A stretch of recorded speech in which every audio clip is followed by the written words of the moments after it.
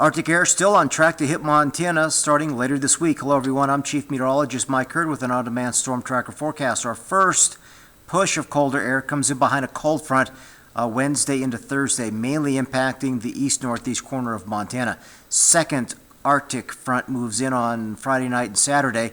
That'll bring some snow and bitter cold, especially east of the Continental Divide. But you can see the model shows that most of the deep, cold Arctic air is centered over Minnesota and the Dakotas. Far western Montana may not be as brutally cold as central and eastern Montana. So we'll have to keep an eye on some of our forecast models. And again, it's just going to be unseasonably cold as we go through most of next week. But just the opposite, we got a strong southwest flow and approaching storm system that eventually will bring some increasing areas of rain and snow in the next 48 hours. A winter weather advisory, 5 p.m. Tuesday to 11 p.m. Wednesday, Madison and Gallatin counties. Mountain passes could see over 5 inches of snow and winds around 30 to 40 miles per hour. Bozeman Pass is included in the advisory, as well as Norris Hill, Big Sky, West Yellowstone, Reynolds Pass, and Targhee passes. So be prepared for a difficult, if not hazardous, travel weather pattern by early Wednesday morning.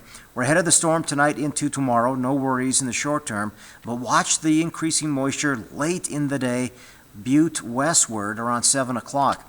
And then that whole thing begins to slowly dig to the south and east. I'm worried that we could see rain at around 11 p.m. Tuesday evening, changing over to snow in the Bozeman area by midnight 1 a.m. That could really ice up roadways. This would be a heavy wet snow similar to what we saw last Friday, and that produced an incredible amount of ice on in-town and highway and interstates.